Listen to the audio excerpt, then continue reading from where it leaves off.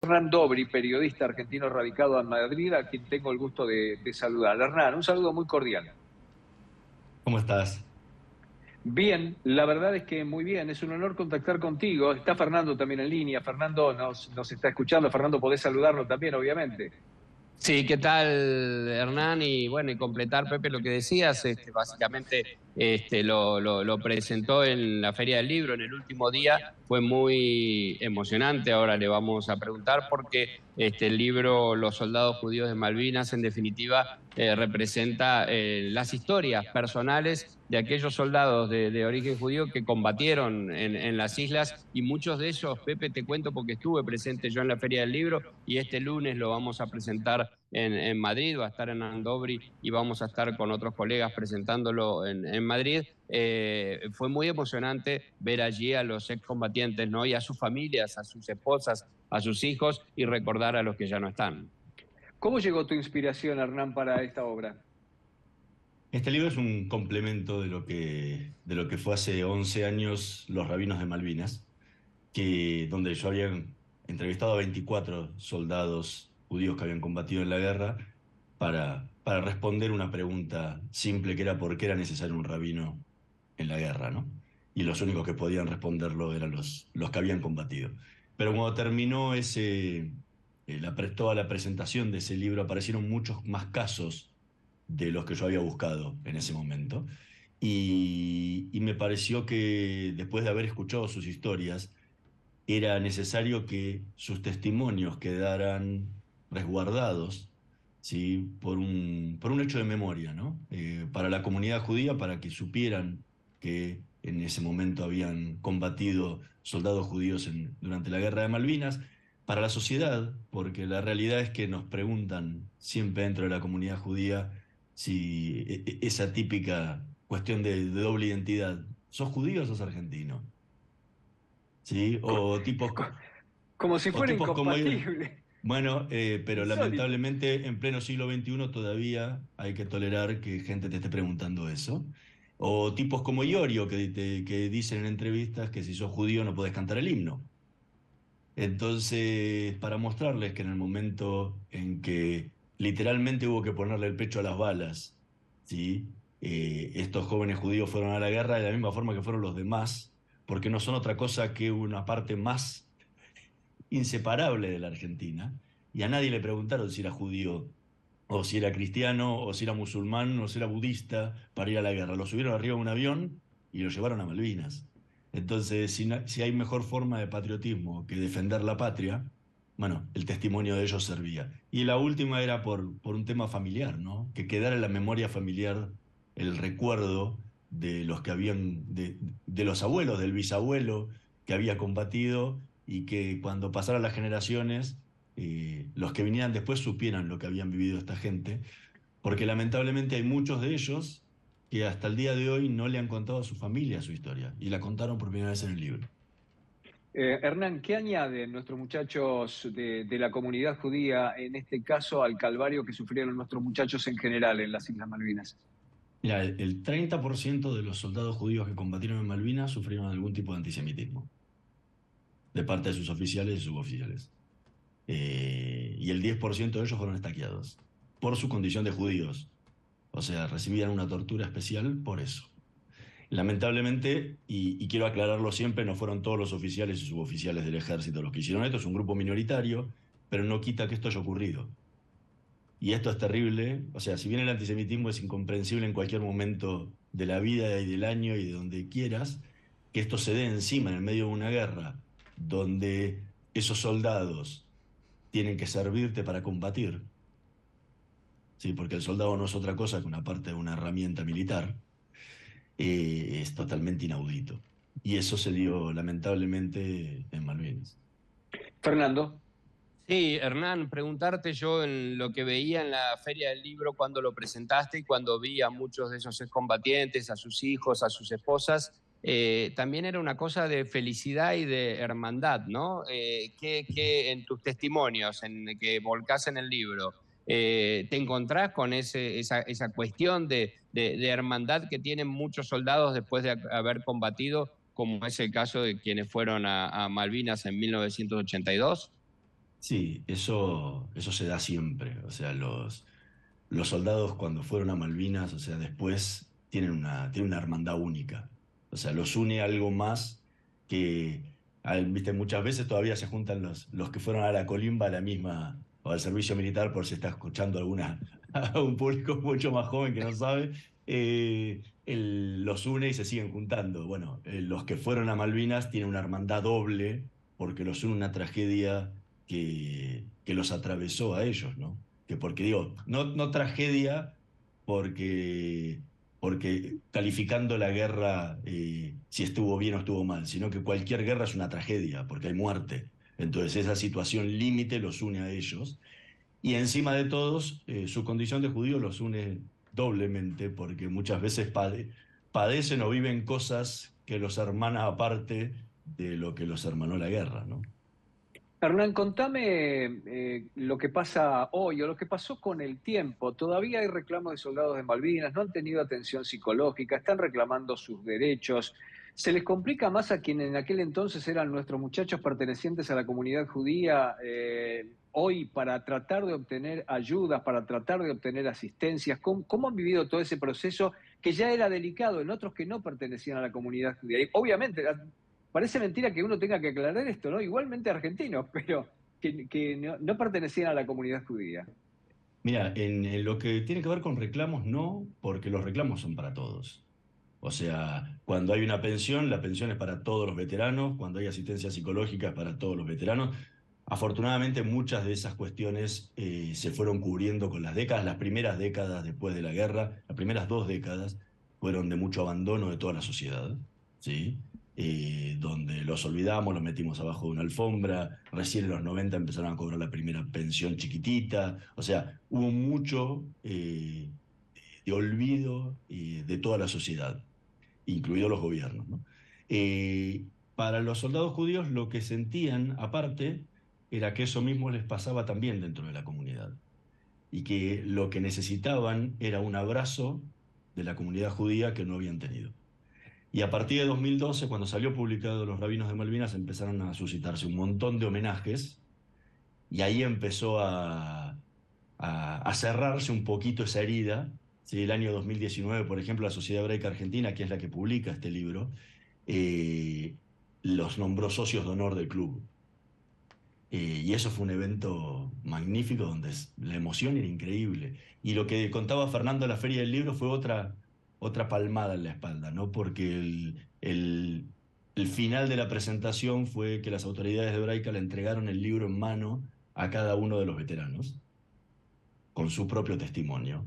Y era como un reconocimiento más frente a toda la gente que estaba ese día en la feria, que fue muy emocionante para ellos. Digo, hoy lo que le falta más que nada a los veteranos es una caricia, un abrazo de la sociedad. O sea, las necesidades económicas en general están zanjadas, la asistencia médica la tienen, la asistencia psicológica también la tienen, si bien tarde, pero la tienen.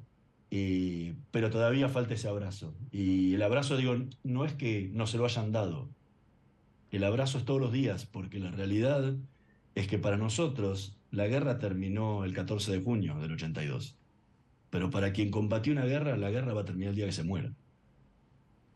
Porque vive en su cabeza y en su mente todo el tiempo, por más de que haya hecho el mejor tratamiento y decida esconderlo, guardarlo abajo en el arcón de los recuerdos, cada tanto vuelve a aparecer de alguna forma u otra, entonces siempre está bueno que puedan tener un abrazo de nosotros, ¿no? Fernando. Sí, preguntarte en mi caso por último, Hernán, digo, presentaste el libro en 12 provincias en la Argentina, lo vas a presentar en Madrid este lunes, lo vas a presentar en los Estados Unidos, escribiste Los Rabinos de Malvinas y ahora Los Soldados Judíos de Malvinas. ¿Sentís que está saldada esa cuestión con Malvinas o tenés algún otro proyecto en marcha?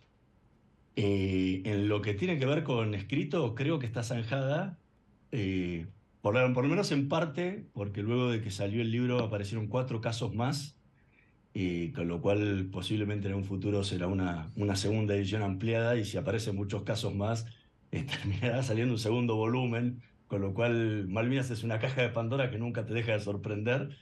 Y la idea es, en el futuro, tengo pensado un documental, pero es muy largo, es muy complejo y se tienen que dar un montón de circunstancias porque tiene que ver con Inglaterra y con Argentina y poder juntar partes en pos de convivir en paz, ¿no? Y la idea, entonces requiere mucha logística, mucho presupuesto, mucho armado que ojalá se pueda concretar porque sería un sueño increíble lograrlo. Pepe, a propósito, justamente Marcela Coronel quería también hacerle una consulta a Hernán, si te parece. Sí, Hernán, sí, vamos, por supuesto. sí, Hernán, buen día acá, buenas tardes para vos. Quería preguntarte si ese silencio de aproximadamente 40 años sobre las torturas que recibieron los soldados judíos en actos claramente de antisemitismo, ¿con qué tienen que ver, con qué tiene que ver el silencio? Si con lo que ellos tardaron en contarlo o con el miedo a represalias o, bueno, alguna otra razón. Si me podés contar eso. Hola Marcela. Mira, hay varias razones. Cuando los soldados volvieron de la guerra, a la gran mayoría de ellos les hicieron firmar un documento que decía que no podían hablar de nada de lo que había ocurrido en las islas. Pensá que eso era 14 de junio, julio más o menos, entre las Sí, fechas que volvieron. Del 82 todavía nos quedaba por delante un año y medio de dictadura, que no sabíamos cuánto iba a durar. O sea, es el día que lo firmaron nadie claro. decía cuándo iba a terminar la dictadura, donde se sabía lo que pasaba. Entonces, el silencio era, mejor no hablemos de estas cosas porque por ahí me vienen a buscar o por ahí pasa algo. Y después el poder militar durante los 80 fue muy grande. O sea, no nos olvidemos de los levantamientos de Semana Santa Sí, y sí. compañía. O sea que el hablar también traía algunos temores. Después tenías un segundo factor que tiene que ver con que en algunos de esos casos ellos querían hablar, pero no había del otro lado quien los quisiera escuchar. Ujú. Y no hablo judicialmente, sino de la sociedad misma, no estaba preparada para escucharlos porque en cierta forma, cada vez que uno hablaba de Malvinas era ponerle en la cara a la sociedad el engaño, ¿no? El engaño a la que había sido sometida con él estamos ganando todo el tiempo, que venga el Principito y compañía. Entonces todo eso hizo que ellos tuvieran que callarse muchas veces las historias. Y por último, a mí me gusta hacer una aclaración antes porque si no parece que la comparación es muy fuerte. Cuando hablas con sobrevivientes de la Shoah, Sí. muchísimos tardaron, si bien son cuestiones totalmente distintas, pero el trauma personal es muy fuerte. Tardaron a veces 40, 50 años en contar y algunos murieron sin haber podido contar sus historias. O sea, estos procesos que hoy se conoce como estrés postraumático es muy fuerte y genera muchas veces situaciones que hacen que te sea imposible contarlo. Claro. En el libro hay gente hay 39 testimonios de los 43 que yo había encontrado en su momento y 4 no pudieron contar su historia. Mm, Entonces estamos hablando de 41 años después. claro. Entonces recién empiezan a poder contarlo, recién la sociedad ha cambiado mucho y hoy quiere escuchar.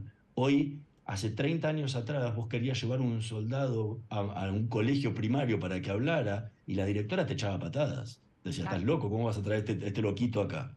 Hoy se pelean por llevar veteranos de Malvinas a los colegios. Ujú. Digo, pasamos 10 mundiales desde el 82 hasta el último mundial y recién en el último hablas de los chicos de Malvinas en las canciones. O sea, eso te habla del cambio que también hay en la sociedad de querer escuchar y eso también les permite a ellos poder abrirse hoy y sentirse que del otro lado los van a escuchar y no, como les pasaba cuando volvieron de la guerra, que les preguntaban, che, ¿mataste a alguien? Entonces, digo, creo que ha cambiado mucho. Entonces, eso le permite a ellos poder hablar. Y algunos, lamentablemente, todavía no han podido. Hernán, mi pregunta final tiene que ver con lo que vas a presentar en Madrid y después tenés previstas presentaciones en otros lugares como en Estados Unidos. Así que necesariamente tengo que remitirme a preguntarte si así como has tenido la repercusión y el contacto en la República Argentina, alguien de la comunidad judía internacional se ha puesto en contacto contigo para dar su parecer o para hacer algún aporte o para preguntar. Mira, cuando lo presento y cuando hablo con gente del exterior, el interés es muy grande porque son historias totalmente desconocidas. estamos en la otra parte del mundo, donde o sea, no siempre llegan noticias, y siempre llegaban noticias de la dictadura, de desaparecidos, etcétera, pero nunca sobre lo que habían vivido los soldados judíos en Malvinas. O sea, el interés siempre es grande y lo voy a presentar aquí en la comunidad judía de Madrid. Va a estar en el Centro Sefarad de Israel, que es el centro de unión entre España e Israel. Y el interés siempre se da. Tengo prevista unas presentaciones también en Valencia, en Alicante, en el corto plazo. Estoy conversando con otros países también para ir a presentarlo, porque el interés sobre el tema y sobre lo que vivieron estos soldados es muy grande. No nos olvidemos que es la única guerra que hubo en el siglo XX donde se enfrentaron judíos de los dos lados. Claro, absolutamente. Fernando, no solamente hay marcado interés, lo hemos estado hablando cuando compartimos un espacio en Madrid, sino que además van a participar figuras notables en esto.